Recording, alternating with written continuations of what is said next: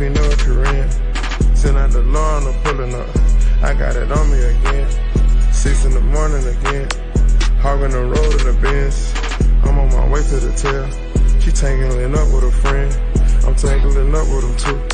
I'm doing what a rich nigga do. I throw a party inside my crib. I'm throwing a Ferrari inside my ears. I'm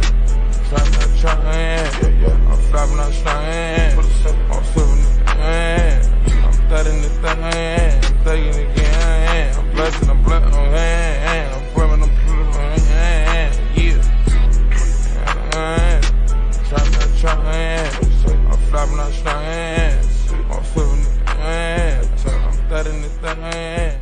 You got Democratic Party plantation slaves in the media telling black people the reason the Supreme Court gutted Section 2 of the 1965 Voting Rights Act is because you didn't vote for Kamala Harris.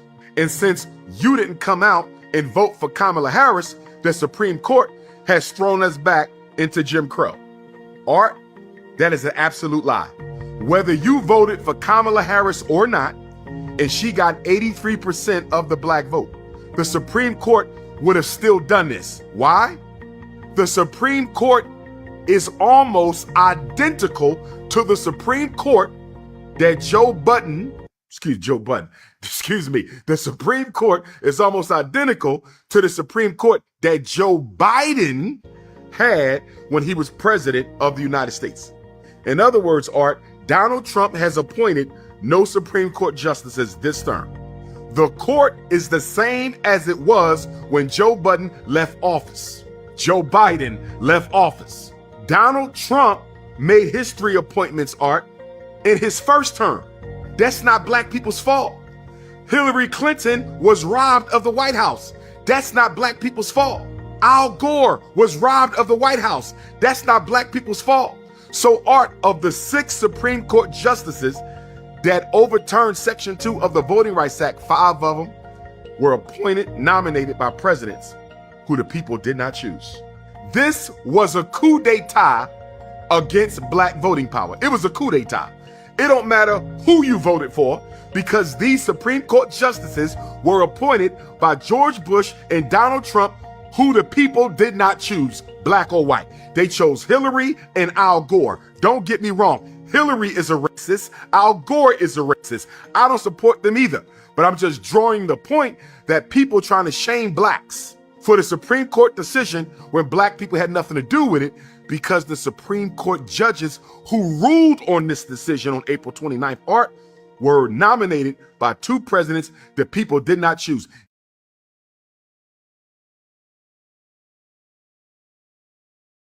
As the U.S. Congress never passed a minimum age for child marriage. Never passed it. Why is there no law in this country that says marriage can only be between a man and a consenting female who is at least 18 years old? Right. Do you know we don't have a minimum marriage law in this country? No, sir. Do you know that in 33 states you can marry children? California has no minimum age. All you need is parental consent and judicial consent. I'm gonna say it again. In the state of California, you can marry a child of any age. There is no minimum. That's heavy. But y'all say y'all don't like pets. Right. Yeah. Elvis Presley got a new movie coming out. Wasn't Priscilla living in his house and she was what, 13? 14? Yes. So I need white people to explain to me. You upset over Epstein. But Elvis got a new movie coming out. You about to celebrate Thomas Jefferson and George Washington, 2 known plantation on July 4th. Your country don't have a minimum marriage age for the girls. 33 states allow child marriage. If you're against this loan, hundreds of thousands of documented sex abuse cases against children, you still Catholic, but you got a problem with Epstein? You had a problem with Sean Combs? But you gonna turn a blind eye to this? Thing is so disappointing because he did seem like he was going to be different. He was independently wealthy, so there was some reason to believe he wasn't going to need their money or be swayed by it. He took $200 million from Marion Adelson. How did we think that was going to end? How I saw it? Like, there's no way he's going to be pressured by a lobby into reversing himself on one of his top and principal campaign promises. It would be the same as continuing Joe Biden's open border policies. That's how impossible it seemed that Trump would start a war. Iran was not close to getting a nuclear weapon. Those are lies. We saw the intelligence assessment right before we launched the war saying they're nowhere near a nuclear weapon. So just stop, okay? Post the June strike, Trump is the one who told us he obliterated their nuclear weapons. Pete Hegseth told us that. And now we're not allowed to believe that or we're anti-Semites. So f you for telling me I'm no longer allowed to believe that. You're the ones who told me that. Aaron, Pierre, that's Mufasa. Aaron, Pierre, that's Mufasa. What? Aaron, Pierre, that's Mufasa. Get it, Aaron, Pierre, that's Mufasa. Get it, Aaron, Pierre, that's Mufasa. Aaron, Pierre, that's Mufasa. Get it, Aaron, Pierre, that's Mufasa. Go, Aaron, Pierre, that's Mufasa. Say it again. Aaron, Pierre, that's Mufasa. Aaron, Pierre, that's Mufasa. Yo, what up, what up, what up? What's going on, man? It's your boy Mufasa, man, coming at you again with another chaotic clubhouse, man. Salute to y'all, man. Y'all hit that like button on the way in for your boy. And yeah, we about to get into it, man. Salute y'all, man. Guess what, man? It's been a while. We about to get right back into it today, man. Salute to you, man. Been a long time, man. Missed you guys, man. But yo, today we gonna, now in terms of the war news, there hadn't really been much new happening on the front, in my opinion. But there's a different war that's going on that we need to talk about. Right? It's a different war going on that we actually need to talk about, that actually is more important than the Iran war. But some of y'all will be saying, Mufasa, what you talking about? What you mean? There's actually a war going on that's a little bigger than the Iran war. That's more important than the Iran war. That's going to have more implications for you than the Iran war. Right? So we're going to go ahead and get into it, man. Salute to y'all, man. Y'all hit that like button on the way in, and we're going to get into it. All right? Now, the first thing we're going to look at is, like I said, something that happened on Sunday. Now, this was a catalyst. We only going to just talk about this for a little bit. This is a catalyst to this show. And we're going to see what happened on Sunday, right? Trump got asked a couple hard questions, and we're going to see how did he handle it, right? How did he handle those tough questions, right? What did he do to handle these tough questions? And we're going to get into it. So this what happened, a snippet of what happened on Sunday. Let's take a look. Local officials acknowledge they are slow. They're urging. No, they're crooked. They're urging the votes to be counted quickly. That's how they vote in California. They're crooked, just like you're crooked. Your press is crooked, and Meet the Press is crooked. To be fair, I'm not crooked, but let's really. Let's well, continue. You play right into their hands. Let's continue. We see off the bat, man. We see Trump is having an interview, and he's berating the interviewee. She's from Meet the Press, all right? If you watch a lot of Sunday political shows, this has been, one of the staples for at least 25, 30, probably longer than that, 40 years. NBC's Meet the Press, right? So you see that, like I said, he said, hey, man, you guys are crooked. She said, I'm not crooked. Well, you're either crooked or you're stupid. That was Trump's. That's what he had to say about it. You're either crooked or you're stupid. Either crooked or you're stupid. Right. Let's call it quits because I've had enough. Thank you, darling. Have a good time. Mr. President, let's please. I traveled all the way to Wisconsin. I've sat in the rain. I know. I've sat in the rain with you for an hour, on and off in the rain, and I've given you enough time. You ought to straighten out your press because you know what? Mr. President, a country can never be great with a dishonest press. We traveled all. He said you need to straighten out your press because a country could never be great with the dishonest press. Now that sounds like a great quote. Well, I'm just we can look forward. I can just tell you off the top of my head, I know that ain't his quote. All right, that's an historic quote that has been quoted before, that a country can't be great without a free press.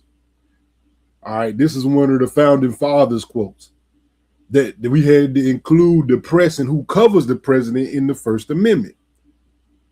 So this is why Trump kind of repeats that line. He knows that's a line from one of the founding fathers, that a country can't be great without a free press, right? He says that as he's getting up, walking out of the interview. Now, you know, some of y'all might say, man, well, that's odd. Good gracious, you sat down with him. I'm going to go ahead and let y'all know this is not President Trump's first time doing this. He kind of has a habit of it. If he don't like what's being said, he'll be like, hey, man, get up, man. This shit over, man. Take off his stuff. Yeah, man. I ain't worried about none of that. Yeah, cancel this interview. It's over. It's done. I ain't even with it. Like, right, we know that Trump does have a tendency to do this. Right, but you see how he mixes in something that the founding fathers say, basically, hey, a free press, you know, basically insinuating you guys on a free press. Now, when Trump says this, it sounds real good, right? But, you know, as we gonna go, maybe he has a sinister plan of why he keeps saying this. I always say, y'all got to look deeper into things. That's why I'm here, to help you look deeper into it. Out your press, because you know what? Mr. A country can never be great with a dishonest Listen, press. we Come on, traveled let's go. all the way to Wisconsin for this interview. She said we traveled all the way to Wisconsin to get this interview. Right? And this isn't the first time he's berated the press. Let's take a look. He's done it before. Say to Americans who are watching you right now who are scared. I say that you're a terrible reporter. That's what I say. Go ahead. Now, to me, that seems like a pretty legit question. That seems like a pretty legit question to say, hey, man, you know, a lot of Americans are scared. They're looking at the economy. And, you know, I mean, you know, and they don't really know what to do right now. What in the world are you willing to tell them about, you know, anything that's been going on? You know, gas prices, the war, anything. And the first thing before he answers the question is, oh, well, you're a terrible reporter. Right? This is why Donald Trump versus the press is the most important war of our lifetime, and ain't nobody talking about it. Just stick with me. You're going to understand my point. Go ahead, Peter. Go ahead. In Jim's defense, I've traveled with him and watched him. He's a diligent reporter who busts. Well, I'm not a big fan of yours either. So I understand. So when another reporter comes to and say, look, man, in his defense, I've traveled with him. This guy's a good reporter. He's good at what he do. Trump says, oh, well, that means I'm about to come after you next. Right? That means your ass grass now. Right? Not it's never a thought of maybe is what he's saying right, or is he just berating the guy? And if anybody comes to the defense, you want to chop and block next. Right? This is what I mean by this is Donald Trump versus the press. This is a war. And you have to understand that the importance of this war, yeah, we're going to get into it, but this is a war. I can argue that this war is more important than the Iran war. Now, y'all going to say, man, Mufasa, you crazy, bro. Ain't no way in hell that the war with the press is more important than Iran's war. I'm going to make my case here today. I think it's more important. Be honest. So you repeatedly said you are the best. If you have a hydrogen car, it has one problem: it blows up. You know. So I'm going to give that one to Peter. I'm going to let Peter test it out. You said today that you had the biggest electoral margin since Ronald Reagan with 304 or 306 electoral votes. In fact, President Obama got 365 in 2008. Well, I'm talking about Republican. President Obama 332 Yeah. and George. So he said, I was talking about Republican. Now, I don't know if he ever said that.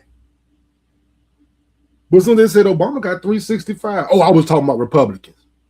Okay. All right. Well, let's let them keep going. George H.W. Bush, 426 when he... Whoa. George H.W. Bush got 426. Now, both of them have been since in this millennium, has both been after 2000. So I'm thinking that when you make this claim, you at least go back a couple of years to say, hey, you know, not only did Barack Obama get more electoral college votes than you, but George W. Bush did. And like I said, this is a war between the press and Trump. I think that's a legitimate question, regardless of what you think about it. He's talking about electoral votes. Sir, you said this. But maybe I just need to correct you that two other presidents in your lifetime, Barack Obama and George W. Bush, those were actually the two that preceded you, actually got more electoral college votes. I mean, we know you had a big win.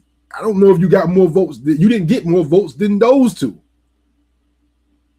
Oh, well, let's see his response. One as president. So why should Americans trust you I was when told you're I was given that misrepresenting information. I was just given. We had a Ooh, that's a fight back. You know, my man said, look, you say we fake news. You say we the fake press. Why should Americans trust you when you giving them fake news? You said that you had the most elected, that you won by the biggest. You had the most landslide. And we go back not even to the last two presidents, and you didn't get more electoral votes than them. Now you say we fake news. Why should the American people trust you, sir?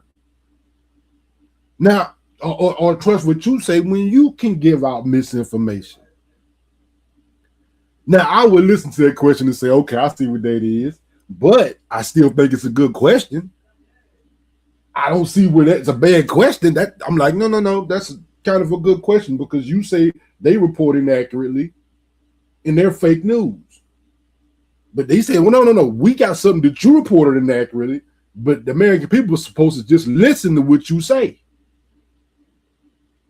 Sir, do you have any comeback for this? Electoral votes. In fact, President Obama got 365 in 2008. Well, I'm talking about Republican. President Obama 332 and George H.W. Bush 426 when he won as president. So why should Americans trust you I was when told you're I was given that misrepresenting information? Oh, now you was given that. I was given that information.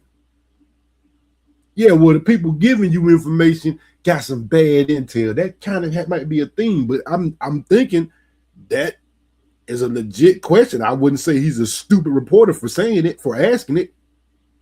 See, because first earlier you said he's a stupid reporter.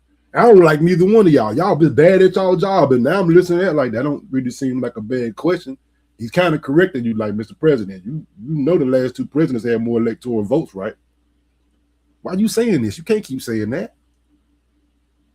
Right? In his words, y'all just heard him say, a free press, a country can't be great without a free press. Okay? The free man asking you a question. I was just given. We had a very, very big margin. The question is, why should Americans trust you when you accuse the information they receive of being fake when you're providing information that's not accurate? I was given that information. Yeah, but that don't answer the question. I was given that information. That don't answer the question, sir. But they got fake news. Okay. Guy is the most biased reporter, NBC. Peter is such a bias. You should be. Yeah, he talking about the same guy, Peter. You see what is this a war between the press? And I will tell you, we've never seen a president actually go after the press like this. He actually took them to court. The way he goes after the press is kind of unprecedented. And my thing is, I think he has a case. I think he was actually right about the press. Stay with me now. I think he was absolutely right about the press when it happened, especially back in 2015. I think he was right about the press. The only issue is he used it in a devious way for him to start telling fibs. Like he had one of the greatest opportunities. Like, nah, dude, you had the press. The press was right. You was right about that. And then you turn it around. All right, I don't know. It's like I said, he had an opportunity here. He had an opportunity here. But anyway, he said this guy's dishonest, bad guy, terrible guy. You should be able to ask a question, same question in a better way. You are so obviously biased, and that's same question in a better way. Then what's the point? I know you ain't the tone guy.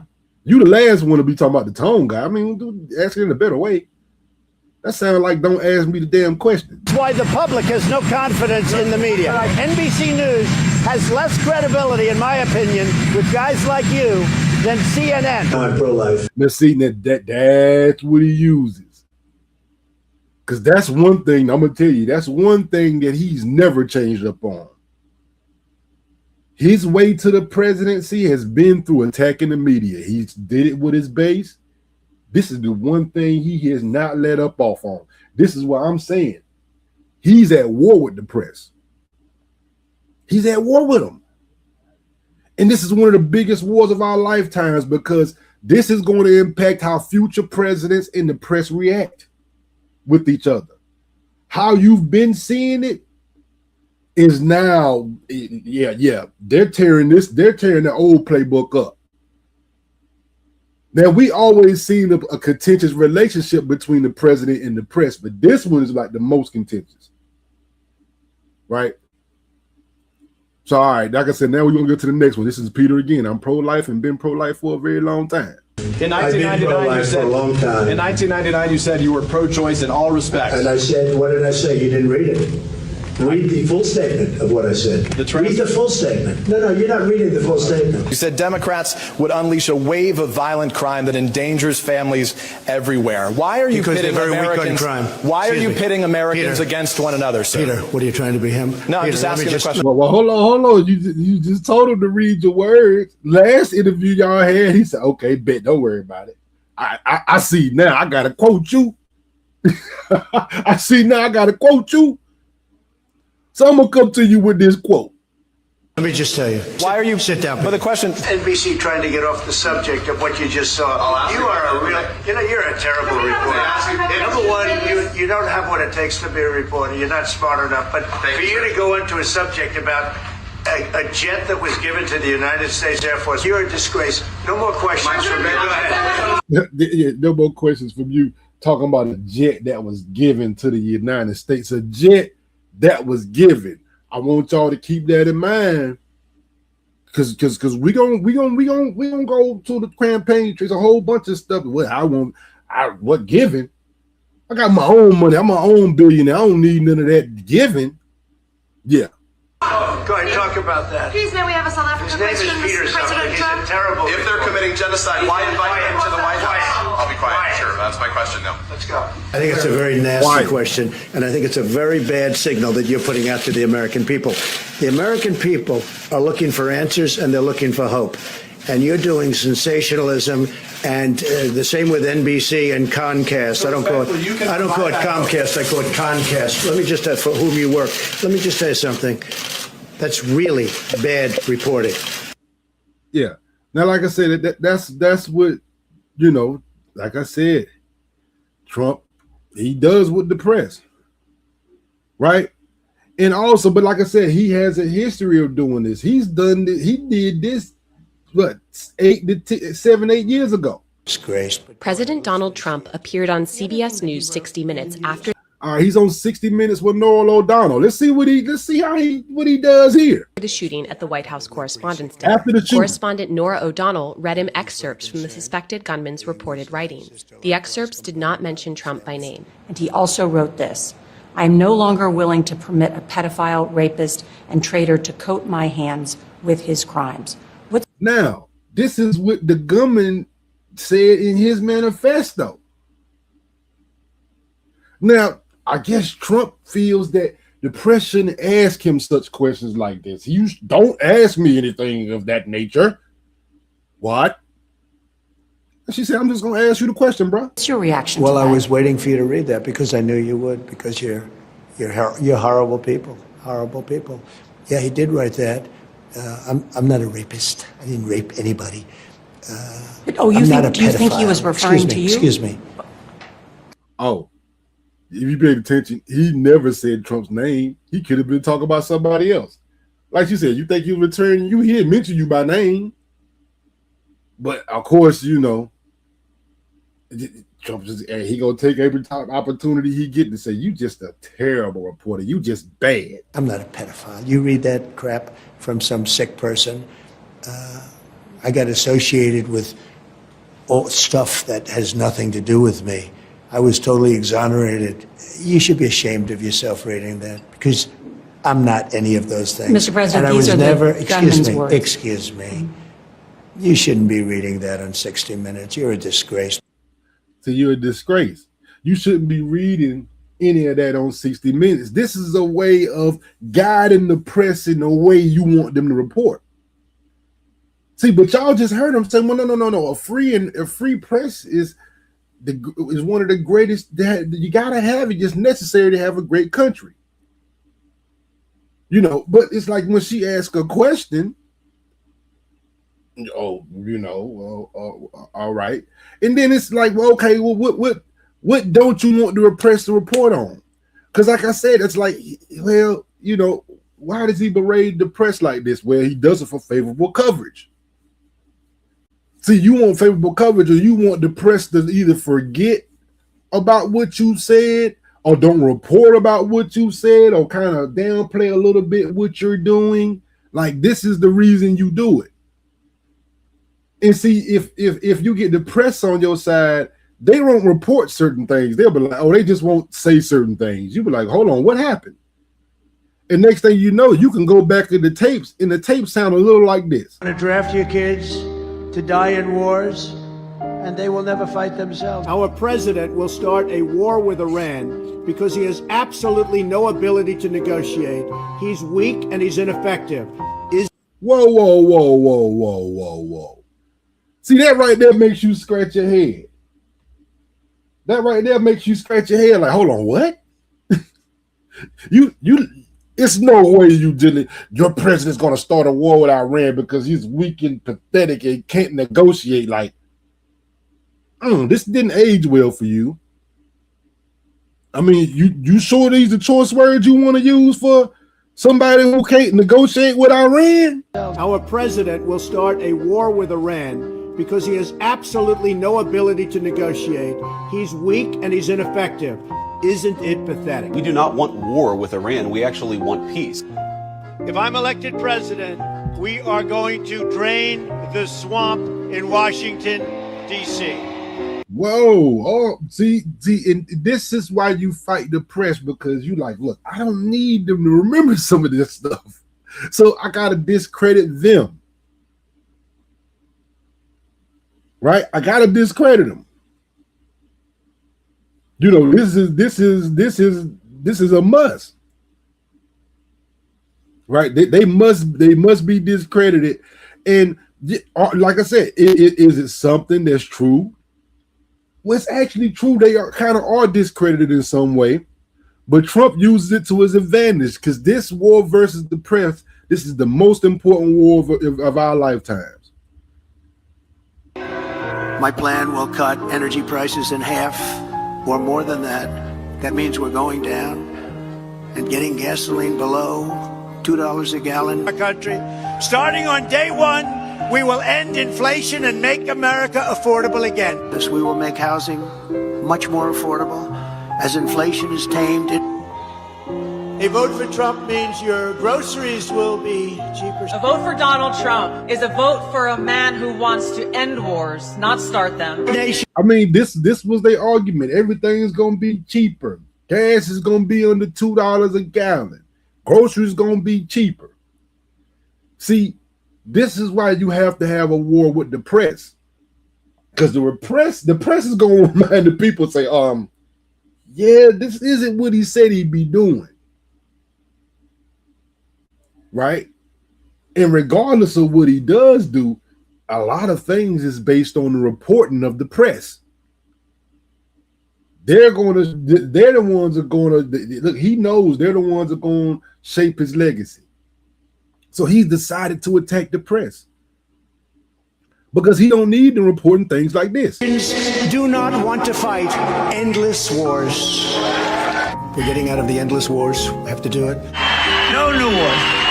We don't need the wars. Foreign lands, countries you've never heard of, countries that don't even want us there. We will keep America out of foolish, stupid, ridiculous foreign wars. The plan is to get out of endless wars. Just the amount of times he said this in front of them, you know, like you hear it in a mention. But it's like, hold on, he said this to them this many times. Yeah, oh yeah. He was the endless war president. He was the main one. I got to get out of these endless wars. We shouldn't be in the wars. He campaigned about it. He said it in front of the press. But this is why the war with the press is important. Because if I keep y'all fighting me, yeah, maybe you won't remember some of this other stuff I was saying.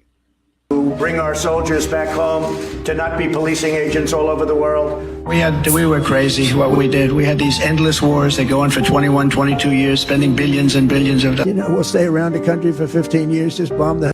Yeah. Stay around the country 15 years, bomb the hell out of them. Do it sound familiar?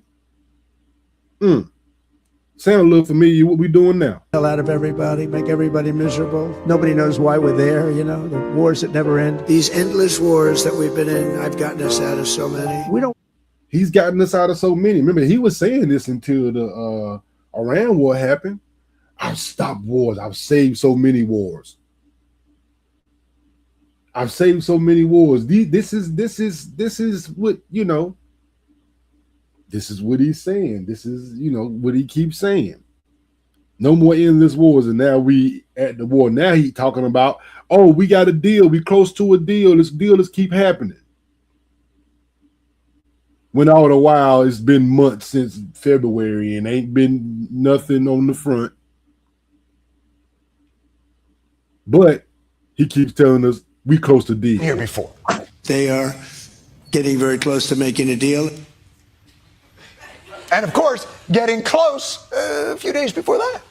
I think we're getting close to maybe doing a deal. Because I think the week before that, you remember, it was very possible. And it's very possible that we'll make a deal. It reminded me of the 2 weeks before that.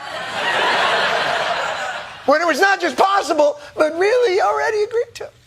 Many of these things have been negotiated and agreed to. Which was based on the optimism we'd had from the one day before that. We're very close to making a deal. Which was all based on the fruits of the efforts of the position that we were in 3 weeks prior. I think there's a very good chance we're going to end up in a deal. What could go wrong? Breaking news, state TV says Iran is suspending fragile peace talks with the U.S. Now, look, I've always had a theory on this, and I can say I'm gonna be honest with y'all. Y'all might believe me or not. I don't even think that the Iranians have ever sent a message over here. I don't think they've been negotiating with the United States. I mean, look, y'all can have y'all own opinions. I don't believe them at all when they say that. Oh, we close to a deal. You've been saying that for I've never really believed you was really close to a deal. I don't think they was talking to you. I think they saying, we just gonna hold serve. It's gonna be harder for you than it is for us. The midterms is coming up. And I'm thinking they in it for the long haul. They trying to hold serve until November. Like in a lot of times, look, we got to the point now where he's even saying, I don't know, do we even want a deal? But this is the relationship with the press. I think they're saying, how do we make a deal? I said, you're being a little bit late. And we want to fight now more than they do. I don't even know that we want to make a deal. But they want to make a deal badly, yes. They are negotiating. They want to make a deal badly. We don't even want a deal. This is like I said, this is a part of the press fight. Because I'm gonna get the press to report whatever I say. If not, they're stupid. And they don't need to be reporters. They're begging to make a deal. They're begging to make a deal. Sir, could you foresee a deal in Iran this upcoming week? I do see a deal in Iran, yeah. Mr. President, could be soon. It's possible that we'll have a deal because they want to make a deal. They want to make a deal more than I want to make a deal. We're very close to making a deal. They want to make a deal more than I want to make a deal. This is look at these dates. Pay attention to these dates. That'll be a great thing. We're going to be knowing very shortly. But we're talking over. I expect things to go well.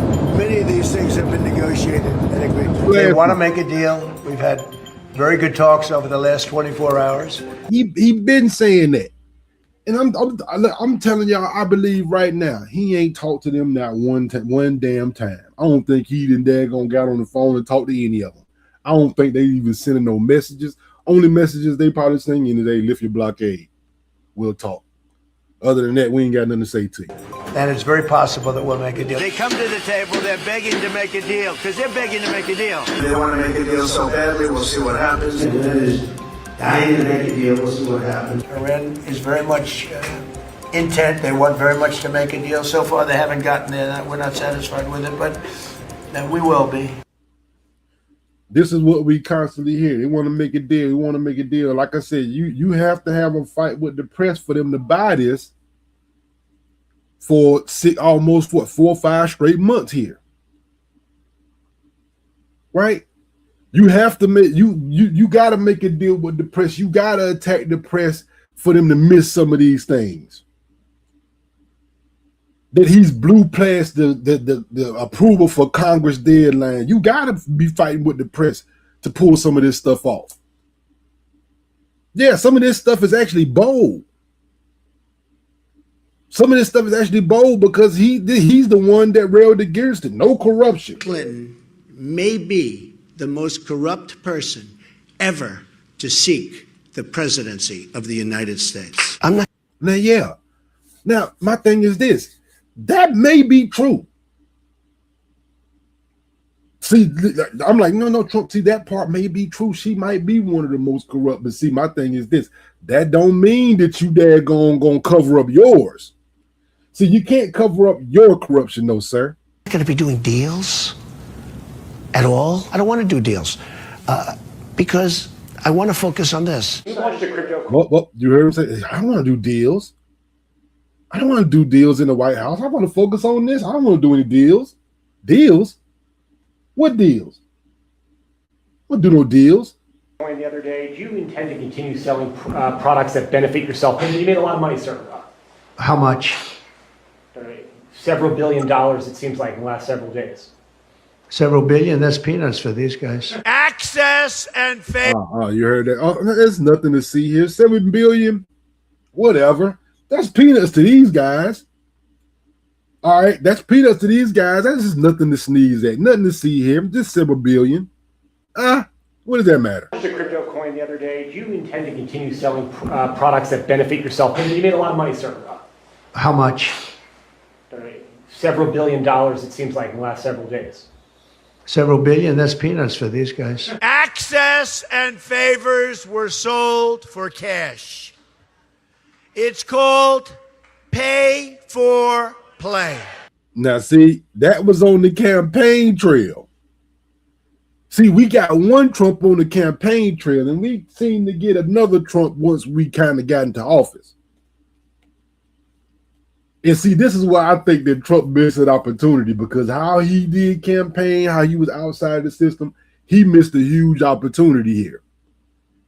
And the fact that he kind of went the way he doing is not going to bode well for his legacy. You and your sons, Don Jr. and Eric, have formed World Liberty Financial with the Witkoff family, right, helping to make your family millions of dollars. His crypto exchange, Binance, helped facilitate a $2 billion purchase of World Liberty Financial's stablecoin. And then you pardoned CZ. How do you address the appearance of pay for play? Well, here's the thing. I know nothing about it. Saudi Arabia. Oh, now he don't know nothing about it. They said, look, address this pay for play. You know, I know nothing about it. And if you question me too much on it, you know I'm going to berate you. You know I done got y'all before for doing this. But Hillary Clinton is the most corrupt. And he comes right in doing it right up under your nose. It's like whether you, like I said, whether you support him or not, you cannot turn the blind eye of some of this to be like, God dang, Trump. God knows, man. How you pulling? What are you doing? You had such a great mandate coming in. You could have did so much. You were right about the press. You were right about the press. But then is the press supposed to ignore this? A free press wouldn't ignore this. Are giving $25 million, Qatar, all of these countries. You talk about women and women's rights. So these are people that push gays off business, off buildings. Now this is, he talking about Qatar and Saudi Arabia giving $25 million. What do you think our relationship is like now with Qatar and Saudi Arabia. What you think? Think about The it. people that kill women and treat women horribly, and yet you take their money. Why don't you give back the money? I think it would be a great gesture. I think it's a great gesture from Qatar. I would never be one to turn down that kind of an offer. I mean, I could be a stupid person and say, no, we don't want a free, very expensive airplane. If your kid, I mean, but I mean, when debate, like I said, you need the press to forget all about this. You don't need them to remember that you said, hey man, get that money back, Hillary. That's corrupt. They can start seeing you a plane. Oh, I'll be a stupid motherfucker. Get that shit back. I ain't giving that back at all. What's wrong with y'all? I ain't giving that plane back. What? No, can't get that plane back. so it isn't going to be the same No, thing. it's totally different. They're not president. No, they're not making deals either for my company. My sons are into it. I'm glad they are because it's probably a great industry, crypto. I think it's good. You know, they're running a business. They're not in government. Hillary Clinton has perfected the politics of personal profit. Get your watch today at gettrumpwatches.com. These make a great gift. It's Trump. This is genius. Like God knows, man. You can't, you know, but this is what you this is why you need to have the press on your side. I need them to forget about this because see, this stuff it just might be on, you know, TikTok and Instagram and those sites, but I don't need the press in my face answering these questions. See, the people, no. I can't have y'all doing that. I can't have y'all being like, what? But you and your sons making billions off of government deals and making billions in profits for yourself. What? No. You see, you can't profit from yourself and then up here, Trump watches. Crazy, right? Time. Let's make America pray again. God bless you, and God bless the USA. Make this Easter truly special. Visit GodBlessTheUSABible.com and order your Bible now. Yeah, From Bibles to watches. Oh, yeah, Trump has monetized his presidency when he said Hillary Clinton was corrupt for doing it. But you got to have a war on the press to get this off. Right, I'm talking about from Qatar, planes, unprecedented. Crypto ventures, his sons launch, the meme coins, the foreign private business deals with the Saudis, the Qataris, the Emiratis, the media companies they've launched, the media companies the president has sued and gotten $90 million from. There's also the gifts, like the $400 million Qatari jet, the gold crown from the South Koreans, the gold golf balls from the Japanese. It is a staggering list, one some ethics watchdog groups call unprecedented in modern history, but especially unprecedented in modern history. See, but like I said, you know, it's but it's certain things, the press in that press room now, I don't need y'all saying like, you guys are making a ton of money. Like, what in the world is going on here? Y'all are making a ton of money, but you need the press corps. Don't talk about that. It's the most important war of your lifetime. The war between Donald Trump and them. They want Donald to not, he wants the press not to report certain things. when the person at the top is the person who promised to clean it all up. Yep. See, that's what he wants the press to forget. Right? And what's one of the biggest things he wants the press to forget? The war on the press. What is the biggest thing he wants them not to talk about of the presidency? The Epstein, whole thing, Epstein thing. You look how he changed that, and then we're going to berate the reporters for reporting on it. You better not ask me about it. Declassify the Epstein files. Yeah. It's just very strange for a lot of people that the list of clients that went to the island has not been made public. Yeah, I'd be inclined to do the Epstein. I'd have no problem with it. Are you still talking about Jeffrey Epstein? This guy's been talked about for years. That is unbelievable. I would say that, these files were made up by Comey, they were made up by Obama, they were made up by the Biden infamy. So now the files were made up by Comey, they was made up by the Obama administration. This was all made up. This is all made up. This is the narrative. And like I said, the reason why it's a Trump versus the press, because Trump is the one that starts narratives. He pushes and starts narratives. It's kind of an odd thing. He does this. And he needs the press to go along with it. And this is what the press must do. Look, the whole thing is a hoax. It's put out by the Democrats because we've had the most successful 6 months in the history of our country. Now, most of the time, we don't see things, but who is he actually talking to? Who is he talking to? We say, oh, he's talking to the American people. No, he's actually talking to the press. He's actually talking to the press. That's what he's doing.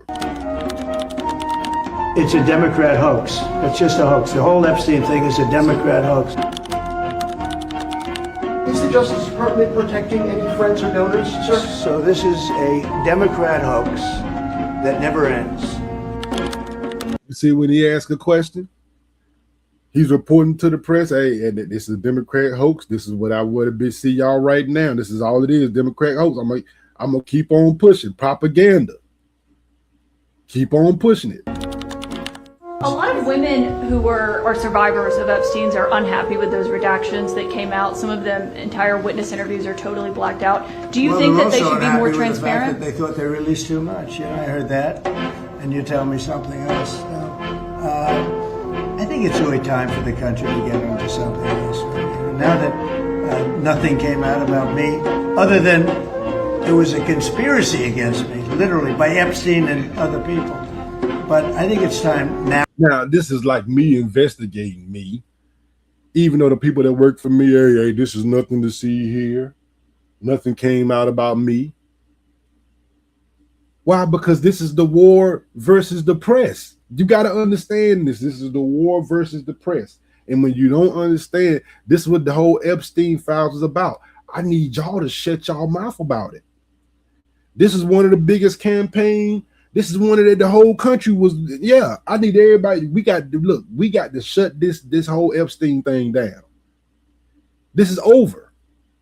And he effectively did it as the president. Got them to stop talking about the Epstein files. Got them to, browbeat them into accepting whatever little report they put out. This is Trump versus the press.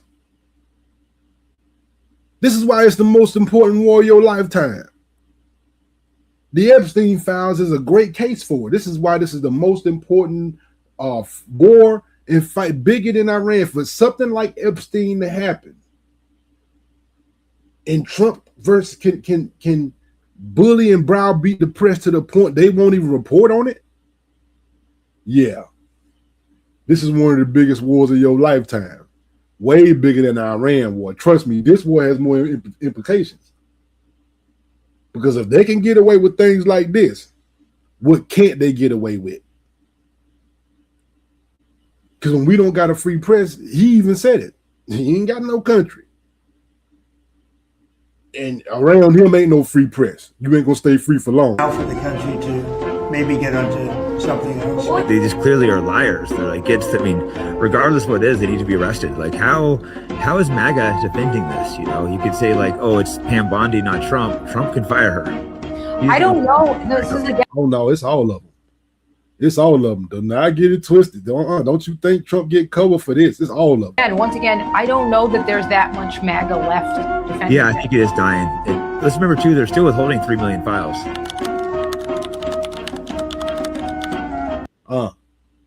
Somebody told you to reject the evidence right in front of your eyes. And it was their final, most essential command. Damn. See, this is what's going on.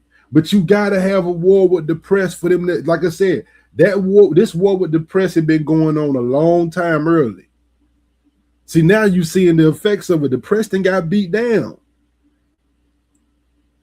The press then got beat down. See, now you can't. Gone up probably less than I thought they'd go up. You're going to see a very big decrease in the price of gasoline, gas, anything having to do with energy. I thought that oil prices would go much higher when I did this. What is the plan to bring them back down? All I have to do is leave Iran, and we'll be doing that very soon. Do you believe the price of oil and gas will be lower before the midterm elections? I hope so. I mean, I think so. It could be, or the same, or maybe a little bit higher. Gasoline's coming down very. I mean, that's actually nothing. Actually nothing. Now we now a month later, gas is now 40 cents higher than it was March the 15th. This is tax day. I mean, what do you say then? Very soon. And very big. Gas prices have come down very much over the last 3-4 days. The gas will go down. Then it went back up. Go down 2 cents, then it go back up. We in the seesaw era right now. Don't know what to do. We just know ain't nothing been changed on the front you were talking about. The whole thing that started all this since what, February to the end of February to now. It's June. Ain't nothing been changed over there at the Strait of Hormuz. Ain't nothing going through there. Y'all still sitting out there. We blocking the blockade. We still sitting right there. As soon as the war's over, it'll drop like a rock. There's so much of it. It's all over the place, sitting all over the oceans of the world. Gasoline is going to come down lower than what it was. Gas prices have come down today. Have you looked? The only thing that matters when I'm talking about Iran, they can't have a nuclear weapon. I don't think about... Can't have a nuclear weapon. Gas then went up a whole $1 since the beginning of it, though. You know, then spiked to $4.50 on May the 12th. Now we June the what, the 8th? May the 12th. See, this was a month ago. That's why you gotta have a free press, man. That's exactly why this war against the press is happening. Americans' financial situation, I don't think about anybody. I think about one thing. We cannot let Iran have a nuclear weapon. That's all. Now, like I said, that's a little different from the campaign trail. I don't think about Americans' financial situation. I ain't think about none of that. I'm thinking about Iran having a nuke that they probably ain't gonna even fire. Telling us how we're winning this war. The president keeps saying, well, the war's over. Completely annihilated. The war is not over. Is the war in Iran over? As Secretary. Now, when the administration say the war is over, they want the press to just run with it. See, this is why it's a war between Trump and the press, because the press having a free press and we don't think the war is over. Marco Rubio suggests, or will it end soon? The threat is largely over. Soon it will be over. Almost since the day the war with Iran began, February 28th, the Trump administration has been promising a swift end. In the 100 days since then, that message has remained largely consistent. We're already substantially ahead of our time projections, but whatever the time is, it's okay, whatever it takes. And we have right from the time projections, I can imagine we didn't shatter them shit. Beginning, we projected 4 to 5 weeks. I think you'll see it's going to be a short-term excursion. Short-term. That's March the 9th. It's June 9th tomorrow. Still short-term? Short-term. Iran is something that was essentially largely over in 2 or 3 days. We'll be leaving in the near future. Well, I think we're going to end it. I can't tell you for sure. We've won this. This war has been won. They're defeated.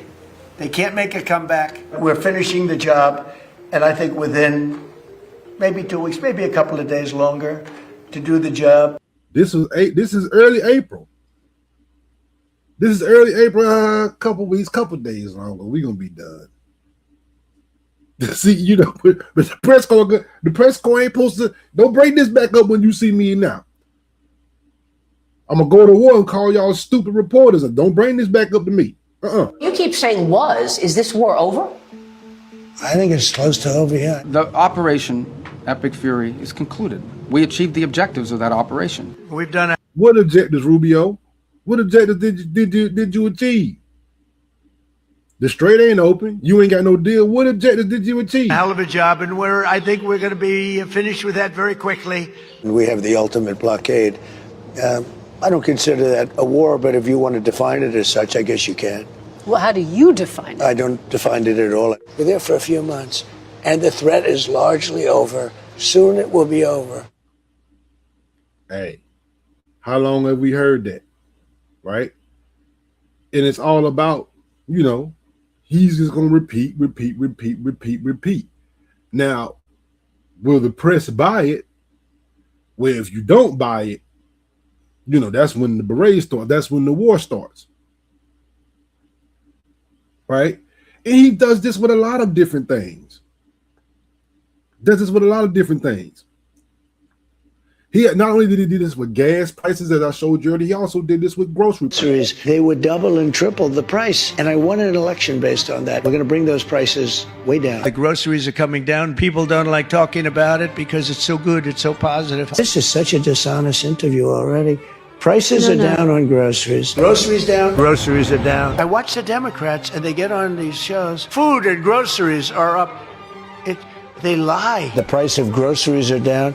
But see, and like I said, they say, oh man, they lying. And then you look up what was groceries, the year before. Oh yeah, it's a little higher. And see, it is now because fuel costs are through the roof. Right? Fuel costs are through the roof. So we already know the groceries, everything is starting to go up. The price of everything is down. People are happy. We've gotten prices way down for groceries. Their grocery prices go up. Inflation. No, you're wrong. They went up under Biden. Right now, they're going down. Grocery prices are starting to go rapidly down. Sports events, groceries, everything's down. Grocery prices are way down. Used car prices are way down. Thanks to today's reforms, the American people have lower grocery prices, cheaper transportation of goods, lower cost of air conditioning, at no detriment at all to our country. Zero. Now, even if that can't be proven, still say it. And at the end of the day, the press can say, oh well, okay, everything's down because the president said it. Or they can, question. But see, it's a war. The war of words. Right? The war of ideas. Who's going to win out? Who do you think is winning so far? Trump or the press? Some people say Trump is destroying him. Right? Because they're doing things right up under our nose. What about the president's son-in-law? What is he doing right up under your nose? Take a look. The White House decided that it is appropriate for Jared Kushner to be working on matters that involve Qatar, the UAE, Saudi Arabia, 3 countries that combined have given him more than $2.5 billion for his investment firm. I think it's frankly despicable that you're trying to suggest that it's inappropriate for Jared Kushner, who is widely respected around the world. The person nearest to Trump is his son-in-law, Jared Kushner. Netanyahu was sleeping in Kushner's bed in the family home. Netanyahu is very, very close friend of Kushner's father, Charles Kushner, a real estate mogul who was jailed for illegal campaign contributions, tax evasion, and witness tampering. Jared has funded illegal settlements in Israel, a funder of... Now, see, these are the things that maybe, that Trump doesn't need the press corps asking about. Especially if you remember on the campaign trail that we did a lot of talking about Hunter Biden. Now, corruption is corruption. This is why I say no, Trump was actually right about the things that Hillary Clinton and Joe Biden were doing. No, he was absolutely right. But what we need to understand is that he came in and said, I'm doing the same exact thing on steroids. And what does the press have to say about it? Are they sounding the alarm on Jared Kushner? Or have they been beaten into submission? AIPAC. He's got big business connections to George Soros, Trump. From day one, he handed the American economy to Stephen Mnuchin as his Treasury Secretary, also an ultra-Zionist. He named his own lawyer, the extreme Zionist David Friedman. Jason Greenblatt, he became U.S. Special Representative for International Negotiations, which include negotiations between Israel and the Palestinians. The Israeli regime is planning to push ahead because they own the President of the United States. This is the reality that we're facing.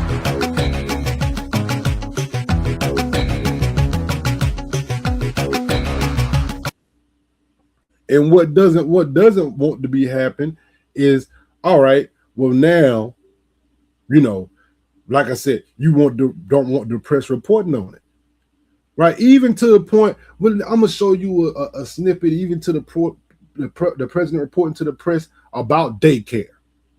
Yes, right. Now listen to the argument he makes, which is going to be a decent one. Like I said, I actually believe this can happen. And this is kind of true, but it's a statement he says at the end that's alarming. To Russell, don't send any money for daycare because the United States can't take care of daycare. That has to be up to a state. We can't take care of daycare. We're a big country. We have 50 states. We have all these other people. We're fighting wars. We can't take care of daycare. Now, I actually agree with him on this part.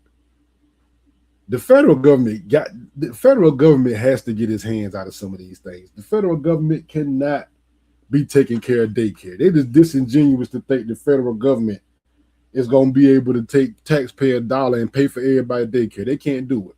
That's something the state's going to have to do. You got to let a state take care of daycare, and they should pay for it too. They should pay. They have to raise their taxes, but they should pay for it. And we could lower our taxes a little bit to them to make up, but it's not possible for us to take care of daycare.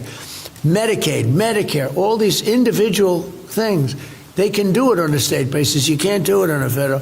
We have to. Now, I agree with that. You know, you need to do some of that stuff on the state level. You can't just do it all on the federal level. Right? I agree with him on that.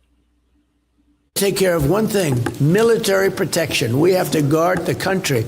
But all these little things, all these little scams that have taken place, you have to let states take care of them, Russell, and you have to do it. Linda McMahon, she's done such a great job. She's moved education back to the states. Now, like he said, I agree with this in this way, but he's about to say something alarming here in a minute. Now, this is where I think the press should this is where they have to push back and give, you know, and push back and say, hold on, Mr. President, I don't know about that. We're gonna get to this in a minute. And you know what? You need congressional approval. I said, don't worry about it, just do it. She did it. You hear how they all just laugh? Yeah, just break the Constitution. Ha ha ha ha. They came to me and said, you know, look, you got to return that to the state level. She came to me and said, oh, well, that's going to require congressional approval. Well, we don't need that. Just do it. Now that right there is a statement. In the press, did you just laugh about that? No. But you talking to the press. Now, even now, think about it. When you talk to the press on more pressing issues like the Iran nuclear deal, like I said, it's a different tactic. But you butter them up, and then when it's more important situations like the Iran nuke deal, Iran was the closest to developing weapons-grade uranium after you ripped up the nuclear deal because there were no guardrails in place. They were developing it during the nuclear deal. You don't know that? Iran, when Obama signed that stupid deal where he paid them billions and billions of dollars, he thought he could bribe them. Listen to me. Now look, this is my thing is, hey, he's making an argument that, hey, they were doing it during the nuclear deal. Well, okay, if that's the case, what were they doing after when you completely ripped it up and left? What happened afterwards? You would think you would keep the deal until you decide to do something about it. At least do that. They were developing a nuclear weapon. That's how they got there. They got all of this uranium during Obama. You know that, don't you? Well, that's how they got there. Don't say this. They got there. They developed it during the Barack Hussein Obama, during his administration. And they've escalated their development after the deal was wrapped up. But let's talk about the economy. How does he know you didn't go back in after that deal? When you tore it up, you didn't go in. So how do you know? See, but this is my thing. Don't get upset because she asking you to. No. It was Obama. Yeah, it was Obama made the deal. They were developing with the deal. Well, if they did, you should have seen them. You had the deal to go in there, right? Did they let you in? Weren't they the whole deal? Oh, they hear some stuff. So what you think they're gonna do once you rip the deal up? I mean, I'm just thinking. Talk about the economy. If I didn't go in there with the B-2 bombers, they would right now have a nuclear weapon, and it could be that half of the world would be eradicated. Let me. Oh, he said if he didn't go in with the B-2 bombers, or the ones that you did, a couple years ago, that you said knocked out they jumped. What we over there now? Obviously didn't knock it out.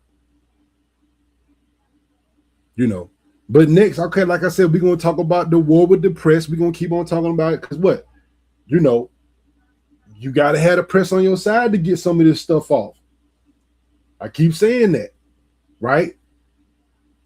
Let's get to the ballroom.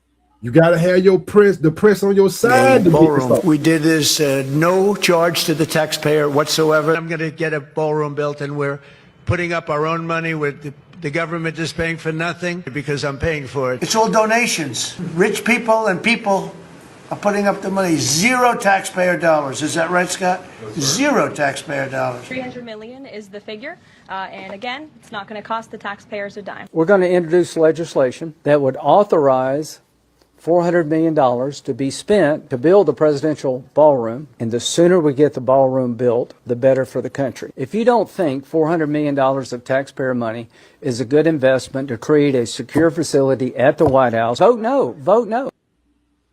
I mean, hey, but see, before, it's not going to cost it. It's going to be donors. It's going to be all paid for. And, hey, it is what it is. See, you need the press to, to forget about certain things. You need them to forget that you said you needed the Strait of Hormuz. The Hormuz Strait. We don't need it.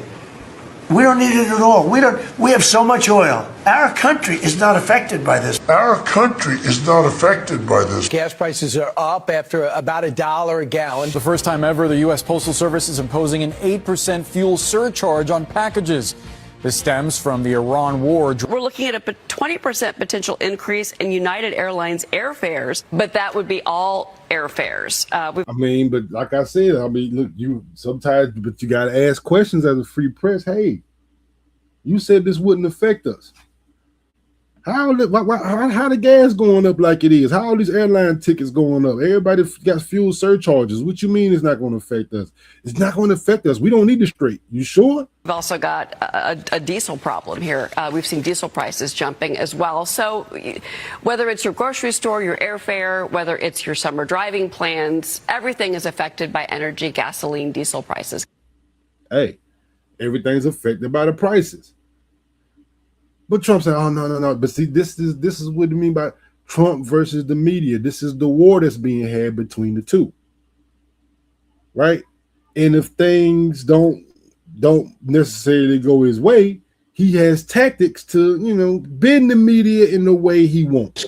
President Donald Trump appeared on CBS News 60 Minutes after the shooting at the White House Correspondents' Dinner. Correspondent Norah O'Donnell read him excerpts from the suspected gunman's reported writings. The excerpts did not mention Trump by name. And he also wrote this: "I am no longer willing to permit a pedophile, rapist, and traitor to coat my hands with his crimes." What's your reaction to that? Well, I was waiting for you to read that because I knew you would, because you're horrible people. Horrible people. Yeah, he did write that. I'm not a rapist. I didn't rape anybody.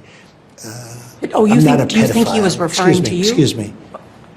I'm not a pedophile. You read that crap from some sick person. I got associated with all stuff that has nothing to do with me. I was totally exonerated. You should be ashamed of yourself, Rating. See, this is what I mean is he takes this opportunity to browbeat them. This is a tactic, man. It's actually a pretty good one, but he takes this opportunity because he's like, oh yeah, I'm gonna beat you into the ground because I'm gonna need you later to be on my side, but I'm gonna beat you into the ground right now. Because I'm not any of those things. Mr. President, and I these was are never, the gunman's words. Excuse me. You shouldn't be reading that on 60 Minutes. You're a disgrace. See, you know, that's a tactic. And, you know, you got to understand it's a tactic, right? You know, and before the press has also called him out on the tactic this tactic that he uses. He knows he does it. See, you told me a long time ago when I asked why you keep saying fake media. Yeah. You said to me, I say that because I need to discredit you so that when you say negative things about me, no one will believe you. I don't have to discredit you. But that's what you told me. You've discredited yourself. Hey, hold on. Yeah, he said you discredited yourself, but hey, he ain't denying what she said, is he? All right. You said that, yeah, when y'all do this, I gotta go against y'all to discredit you. Right? She basically said it. She said it and he didn't deny it. A long time ago when I asked why you keep saying fake media. Yeah. You said to me, I say that because I need to discredit you so that when you say negative things about me, no one will believe you. I don't have to discredit you. But that's what you told me. You've discredited yourself. You know, I didn't want to have this kind of angry. Of course you did. No, I didn't. Of course you did. No, I didn't. Well, then you brought up a lot of subjects that Well, I said I'm going to ask you inappropriately brought tough up. questions. They were inappropriately brought up. Right? Inappropriately brought up. That just means that you didn't ask some questions that I ain't want you to ask me. Right? And so, you know, man, and so now this is the tactic used, you know, the war against the war. Most important war of your lifetime. From the beginning. No, your first question was, this is going to be tough questions. Why? You don't ask Joe Biden. Okay, but forget him for a minute. No, but you start with me. You're president. And excuse me, Leslie, you started with me. Your first statement was, are you ready for tough questions? Are you? That's no way to talk. There's no way to talk. There's no way to talk to ask, are you ready for some tough questions? There's no way to talk. I mean, hey, gotta attack the press. I think we have enough of an interview here, Hope. Okay, that's enough. Let's go. Let's go. Let's go meet for 2 seconds, okay? Thanks. I'll see you later. Thanks. Be careful. I mean, hey, see, this is like strategic, but understand, Trump has done this before, right? He done this. It was a different Trump. Let's say back in 2008, right? There was a different, or 2020. There was a different Trump in the media back then. You want to see what he was saying back then, and let's see what he was talking about and how this applies to him. Seemed like she was going to really look to impeach Bush and get him out of office, which personally I think would have been a wonderful thing. Impeaching him? Absolutely, for the war. For the war. Because of the conduct of the Well, he war. lied. He got us into the war with lies. Oh, getting us in the war with lies. Okay. Careful what you said. Like I said, his relationship with the media was a little different back then, wasn't it? And, I mean, look at the trouble Bill Clinton got into with something that was totally unimportant. And they tried to impeach him, which was nonsense. And yet Bush got us into this horrible war with lies, by lying, by saying they had weapons of mass destruction, by saying all sorts of things that turned out not to be true. Hey, it is his words. His words. You know what I mean? His words. Now, what you want me to say when I play you his words, right? But I'm just here to tell you, man. The next big war will be the media. The next war is that's going on right now between your eyes, media and Trump. Donald Trump versus the media, the presidency versus the media. This is the war a lot of people aren't talking about. It's one of the most important wars. that which we going to be witnessing in our lifetime. This is going to affect how every other president treats the media, right? But yo, man, appreciate y'all rocking with me, man. Daggone, man. I gotta get, like I said, first time live in a couple weeks, man. I gotta get back in the algorithm, man. But y'all hit that like button for your boy. Subscribe to the channel. And man, we about to be up out of here. Niggas got out of slavery. They went over there and stayed over there. And they put their head down and they worked. They stayed with their family. They was uneducated, but they had land. They had chickens. They had cows. They could eat out their own backyard. They could process their own food. They didn't go to that white man for nothing. The white man used to come buy chicken and bacon from the nigga. Here come Dr. King with his dream. Let's go join them. The nigga said, this little boy crazy. See, y'all gotta go study history. The elder black people who was called nigger did not like Dr. King. Why would we go live with our enemy? They thought he was crazy, and he was, because that was his dream. When he was a kid, he had a white friend. She said, you can't play with him. So that was his dream. If you go listen to that I Have a Dream speech, it was a nightmare for the niggas to leave our restaurant, to go sit over at their counter and get hit upside our head just so we can sit there. We got our own restaurants, young blood. So when the white man realized, okay, we're gonna enslave them economically by taking down the Jim Crow signs and segregating, integrating, right? When they all started in the beginning, the fight was equal rights and equal protection under the law. It wasn't about eating in no white man restaurant. It was about, man, I want the same rights as you. If I start a business, you burn my business down, you go to jail too. So it was about equal rights and equal protection under the law, something we still fight for. But we got integration. We can go to school with white kids. We can kiss on a white girl, never be harmed. But we still don't have equal rights and equal protection. That's why the Asians do and we don't. The nigga have always been the strongest out of all of us, even though he was enslaved. We think, oh, I would have never been enslaved. Man, we weak in the motherfucker. We couldn't have endured slavery. We say what we would have done, but we're still under slavery today. We're digital slaves. We're doing just what the slaves did, got in line with the times. We're digital slaves now. Everybody else is making money off our slave labor, our digital labor. We're not making a dollar because we don't understand that we're the new slaves. We're volunteering to be slaves. People laugh when I said that years ago. I said, black people are gonna volunteer to go back to slavery. What you mean? Our kids are not skilled like the niggas. Food prices is high. Niggas can't cook, they use processed food, microwaves. Young niggas can't barbecue, they can't start a fire. When things get rough in America, because it's gonna get rough, I need a job. Niggas gonna start saying, I work for food. You're gonna volunteer like they do with the day labor job. Nigga go stand outside, that's what it's gonna be like. It's not gonna be nobody hitting you with a whip, saying, come here, nigga. The conditions are gonna create something where when you go on a job, your supervisor gonna mistreat you your whole time. Just like slavery. When he see his kind come in, guess what he gonna do? Hey, come here. He gonna take care of his kind and tell you and your kind to get, we're already seeing that. You go to Nigeria, which is, if not the most corrupt nation in Africa, and it is, it could be the most corrupt nation in the world, Minister Farrakhan. Oh, now, Mr. Wallace. It is the most corrupt nation that I have ever covered. I've been there 25 years ago, and I've been there as recently as last year. Fine. So what? 35 years old. That's what that nation is. Now, here's America, 226 years old. You love democracy?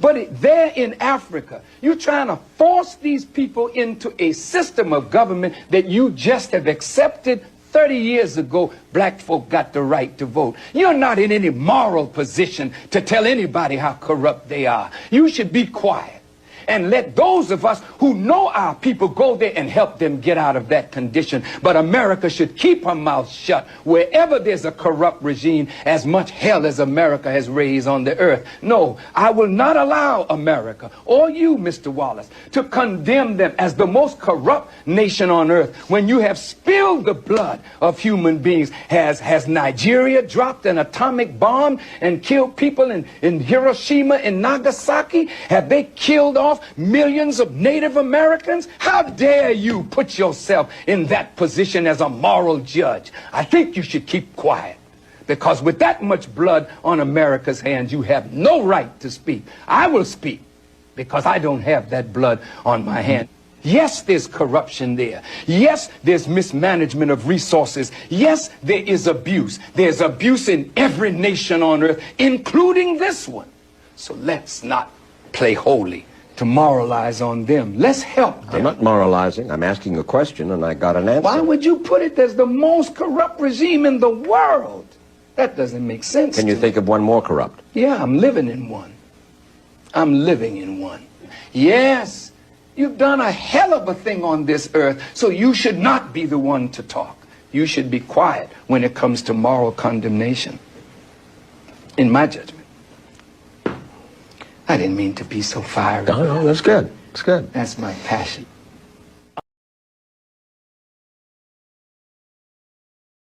She got a big ass body with some little ass breasts. Do like a gorilla, bitch, and beat on your chest. Big ass body with some little ass breasts. Do like a gorilla, bitch, and beat on your chest. Silverback, silverback, silverback, silverback, silverback, silverback, silverback, silverback, silverback, back, silverback, back,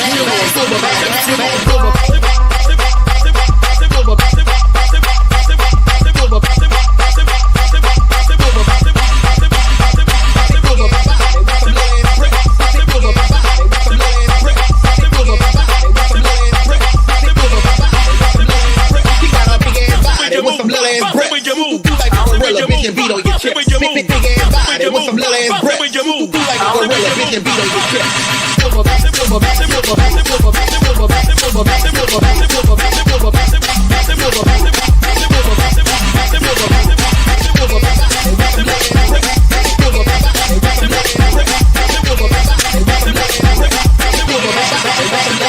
she got a big ass body with some little ass breasts. Do like a gorilla, bitch, and beat on your chest. Silverback, silverback, silverback. Wait.